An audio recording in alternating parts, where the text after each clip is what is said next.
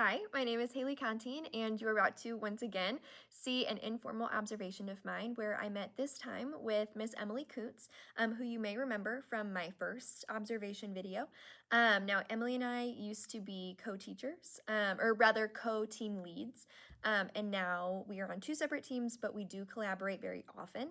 And for this meeting, I really wanted to step into the role of a coach, and I wanted to step into a leadership position amongst people that I know and work with really well. That is something that I anticipate if I were to get hired on my campus will be slightly difficult for me, just because I'm younger than a good amount of my colleagues. I also have worked among them for so long that I worry that switching into that coaching role will be difficult for me.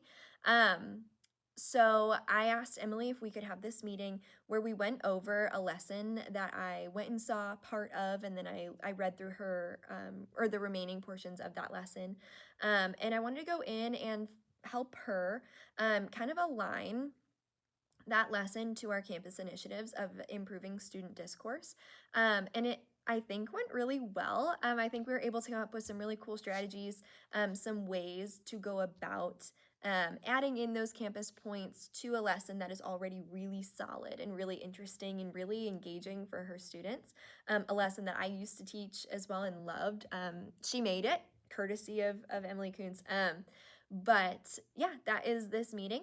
Now, some point of feedback that I would love regarding this observation would be whether or not I should lead with what I saw, or if I should ask what the teacher saw or felt or noticed about their lesson first. I still feel sometimes a little unclear on the order that would make the most sense and also be the most approachable.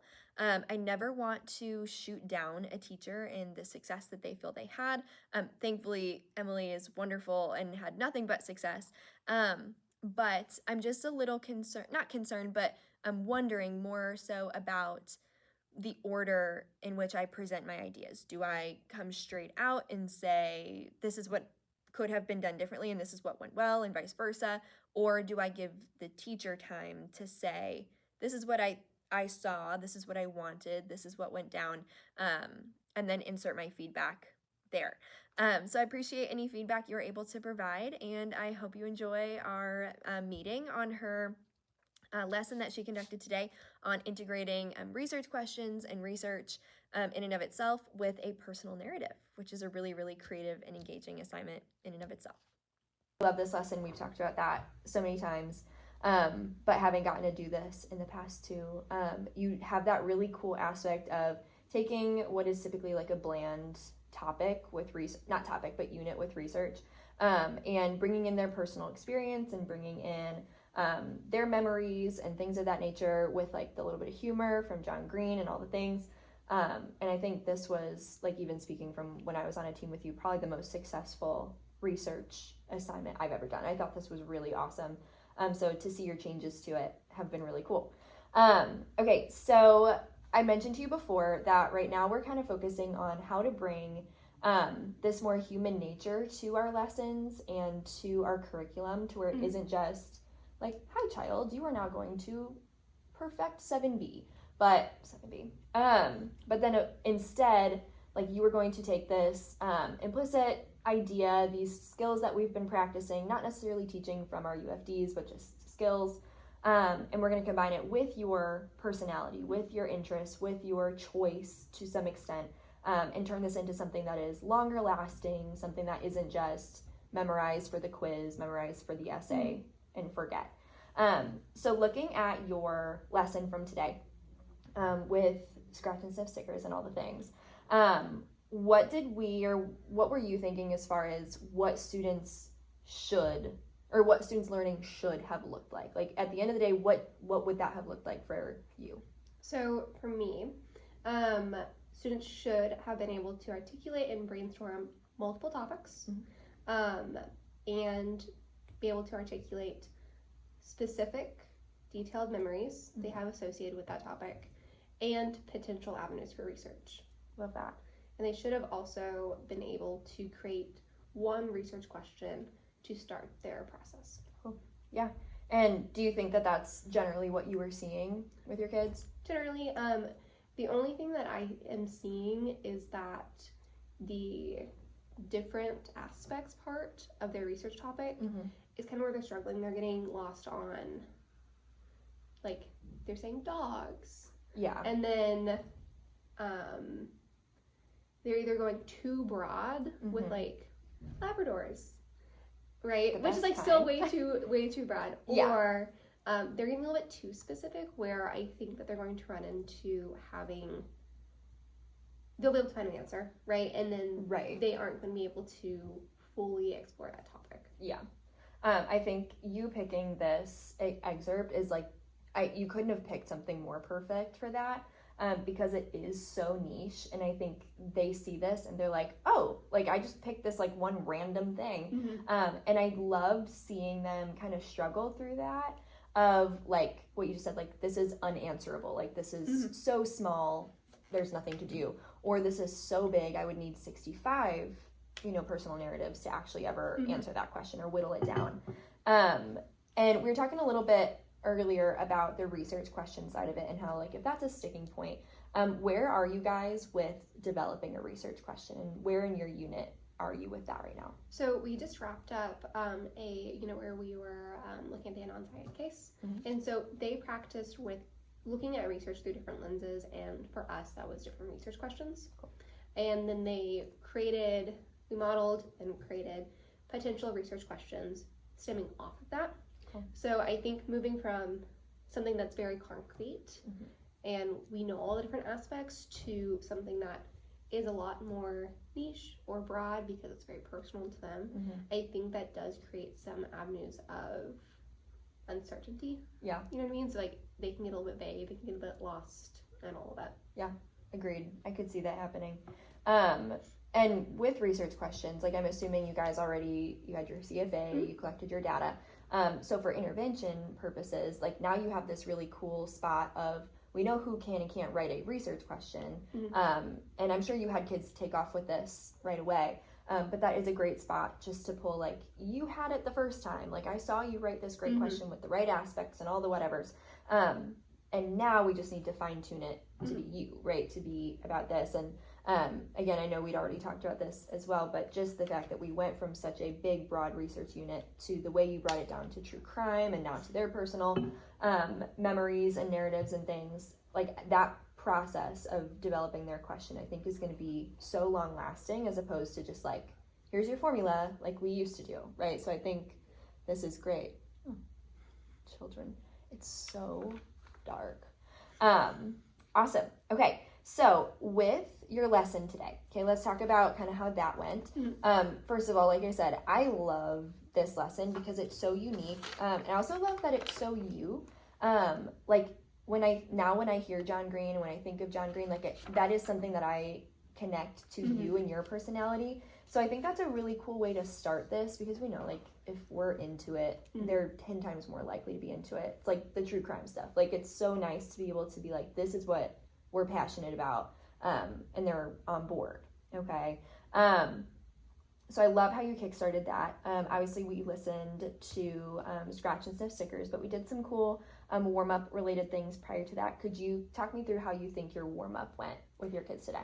I think this was a really good way for them to practice putting those, like, human personal experiences with a topic, because what happened was they all got a different Scratch and Sniff sticker. And then they had to write, okay, first of all, what do you think it smells like? Do you think it's accurate? And then what feelings or personal experiences do you have with that? Some of them were kind of struggling with getting started with that, because, like, I don't have any. I've never smelled Coca-Cola in my life. And I'm like, fake bananas. Fake bananas, what is this? So we were able to kind of nudge some of those kids to, okay, what about, like, smelling markers? Yeah. What about, sometimes I gave them a different one. It just depended. But then I had them give a partner who had a different smell than them, which is, like, really silly to say. Human to human. Human to human. Right? A different, like, sticker than them. And they switched notebooks and they wrote, okay, what are their experiences with this one?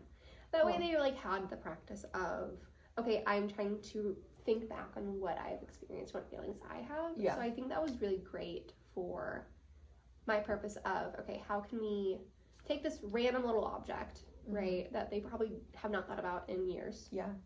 And put my personal experience into it. Yeah, I love it. So, and I thought that journal idea was really cool, and like we were saying, like that's something I wish when I was teaching this, like I would have had an opportunity to try. Now with that, would you say that they were communicating with each other verbally? Were they mostly writing in each other's journals? Did they have like a share out situation?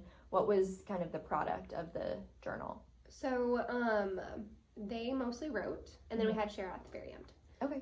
Because I wanted them to focus on like what were their experiences. Totally. And if they wanted to read, they read like what their partner had written. Totally. So it was like a quiet exchanging of ideas. Yeah. Which I think for, especially at the beginning of the day, the period is. Right before break. Right before break, when they're really sleepy. It is nice for them to like have that like slow start. Oh yeah. Well, and honestly, you just kind of like beat me to the punch. I was gonna say like our classic, where is there opportunity to fill in with discourse? But I honestly, like, as much as we want our students to be verbally communicating in those like really intentional settings, I like how intentional the nonverbal communication is with this, because it is so personal. And that's something like teaching sophomores, we've all seen before. The last thing they want to do is like jump up and be like, I remember a time when I smelled mangoes. And like, it made me I always sad. have like some kids who like, in that class especially, I have like a couple of kids who like are writers, and so they will almost always share, and so we all get like a little giggle and get to hear it, and it's fun. I like that. I love those. I miss those ones. I'm picturing my one from last year who was just always like, I know the answer. Perfect. Okay, so I loved that journal, and like I said, like in my like admin centric mind right now, thinking like, well, how do we get them up and moving and speaking? But I think you can be just as intentional by not sometimes, right? And being a little bit more introspective and all the things. Okay. So then we moved on where we introduced this really cool use of Kendrick Lamar, where as you were listening, or this was prior to Scratch and Sniff stickers. No, we went from this to we looked at one of our models for what they will be doing. Right. And they highlighted and broke down, okay, what's the personal experience? What's the with the mind map. Research. And then we broke it and we modeled with like a mind map to see, okay, how does this topic break down into both like personal experiences and then also different avenues for research. Totally. I love the mind map situation, and I remember thinking that was so helpful to actually go through and be like, I have to think, because when you read this, like you would never even think that there is any research in it. And having them separate that out, I think was really cool. Also such a solid exemplar, right? Like they already have something to shoot for. I think that modeling piece is really, really huge, especially with this kind of assignment that is a little abstract, and something that they probably have never done before, the blend of genre. Like I think you did that perfectly. And then we went into obviously like my favorite part, which I thought was so sick, which was the use of DNA. And with that, what was your overall intention, do you think, with that? What was, when you chose this song? So I chose it last year because I had a kid who loved music, very, very bright kid. And he mentioned one day, he was like, hey, like I think that we should start incorporating music more, and I love this album by Kendrick Lamar. Like I think it would be a really great model for us to do for like analysis. So cool. And so I tried to see, okay, what can I pull from this? So I pulled DNA because he lists all these things that are in his DNA, right, or in like the speaker's DNA, I guess. And we use it to kind of switch gears because like my kids who are goofy, they love the they love the John Green. My kids who are not as goofy, they tend to like the Kendrick Lamar stuff better. Totally. And so they have to listen very specifically for the things that are in his DNA, right? And some of these are really big ideas like loyalty and ambition, and some of them are more tangible like riches. And there was another one that he had that was in his DNA, right? But he's got poison. He's got poison. Yeah. Right. So like those are kind of big picture, but it's like a way for them to kind of like jolt their brain a little bit. And then so they listen for it twice. They're trying to write down as many as they can. And then they all go around and they share the one that they relate to the most. They don't have to explain it. We just whip around and pop through, and everyone shares one. My goal with that is, one, that they're just hearing all the different kinds and hearing everyone's voice. And everyone's name. So I say everyone's name. Ask them when to go. But then that they also are doing that relation piece, right? They're relating back to this song in some small way. Even my kid who was like, Miss Goods, I have no idea what he's saying. Like I have two who are like, I don't even know what he's saying. Like, what is he even saying? Gotta be a fun sucker. And I was like, I know you listen to country music, my friend, but just listen. Hear a couple. And so it is a nice thing where they can find something that they might not initially relate to. They can say, okay, I really value loyalty, ambition, or riches and millions. I wish that was me. Valuable things. All valuable things. But then we use that as a transition to, in the song, he lists 23 things. So I have them go through and they, on their own, list 23 things. Which is really hard. And it's a lot.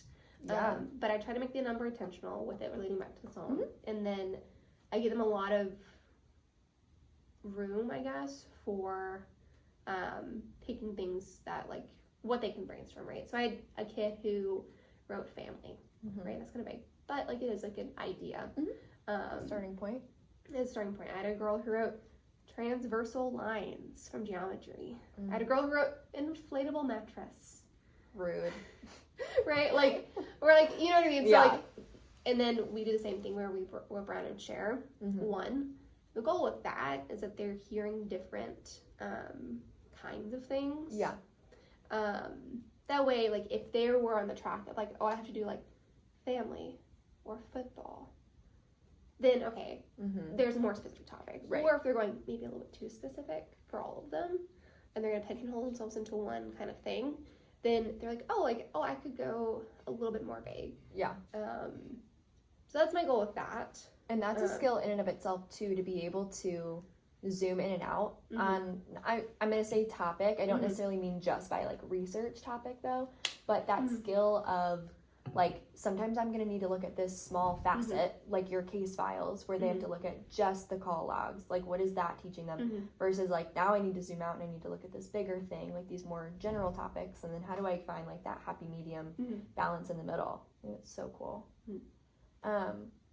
Okay, this was my favorite part of your lesson, I have to say, and a part that I want to teach. I wish I was in a position to do that.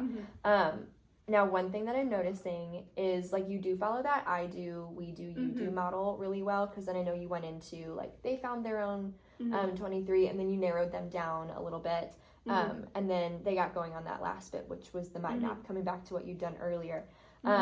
Now, in the spirit of getting them up and moving and things of that nature, something I noticed was that they were seated for quite some time.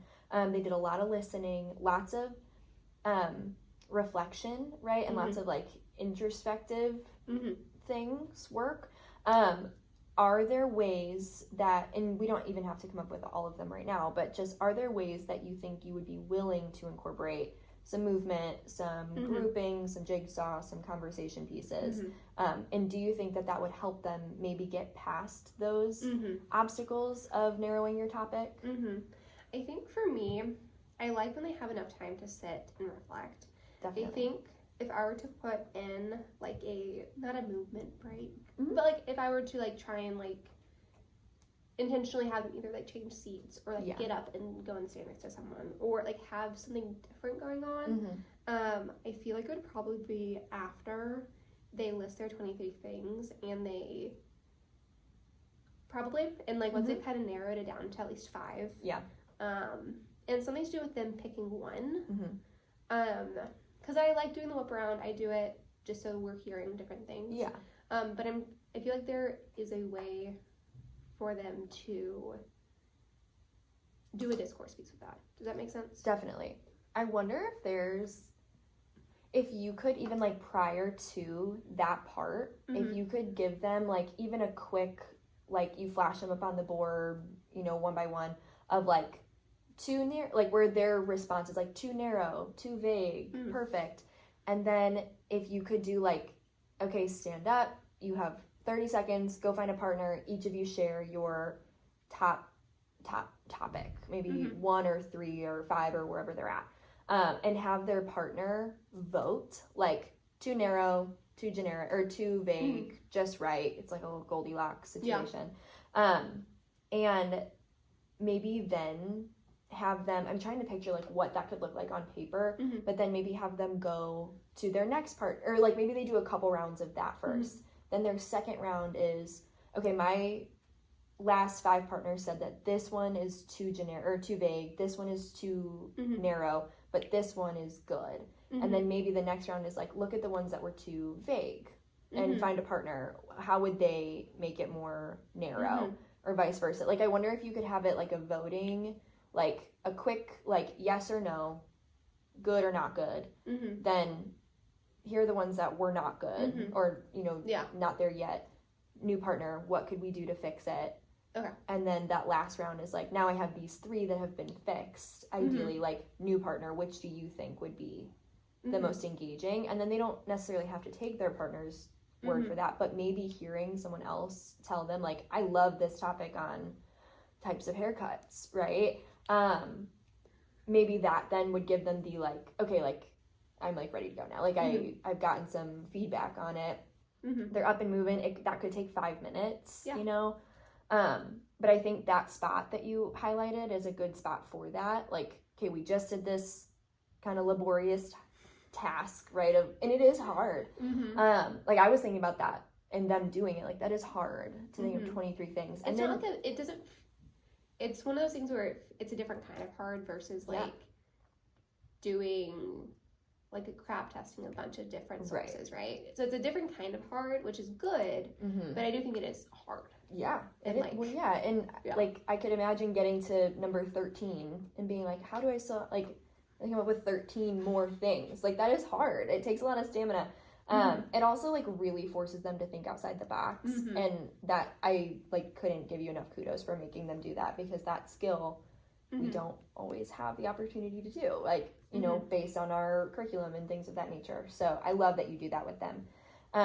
That would be, and like I said, I agree with you, that would be a spot that I think some movement and some discourse would be really still intentional, not for nothing, but again, that, and I'd love to like even work on this later on of like, what is the voting scale? How do we decide too generic or too vague, like on somebody else's topic?